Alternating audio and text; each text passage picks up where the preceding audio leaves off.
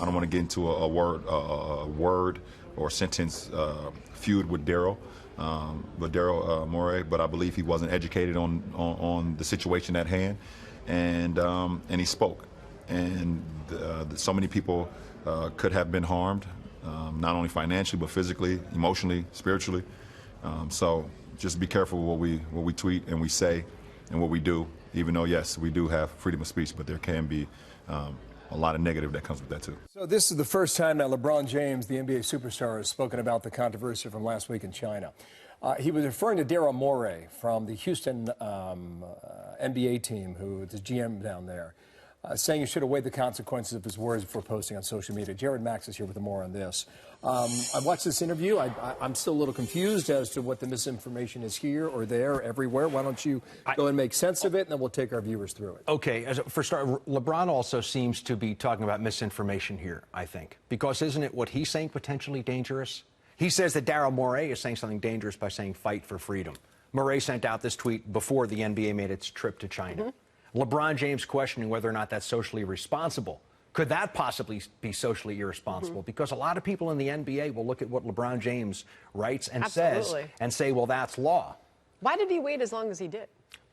Because the NBA were not, they would not allow them to take questions in China. And that must have been very frustrating for LeBron James. Here he is, the face of the NBA, the face of basketball around the world, goes to China and doesn't get to essentially be LeBron James. Had to bite his lip the entire time. Here's what I don't get. Let me tell you, Jared. Here is the tweet that started it all, right? Daryl Morey, fight for Hong Kong. That was the tweet that he sent out. The Houston Rockets, very popular in China. Go ahead and show it, guys. All right. Then it was deleted. Then he apologized.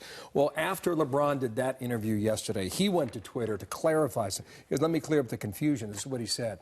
He said, let me clear up the confusion. I do not believe there was any consideration of the consequences and ramifications of the tweet.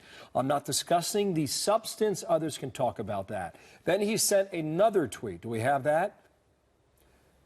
My team and this league just went through a difficult week. I think people need to understand what a tweet or statement can do to others. And I believe nobody stopped and considered what would happen. Could have waited a week to send it. I think LeBron James is thinking about himself. I don't think he's thinking about what people in Hong Kong maybe are fighting for in this case. And if Daryl Morey, so it's okay to tweet when it's LeBron's issue, but when it's something else that he's not behind and willing to put his name behind, then we have a problem. Who does more potential damage here?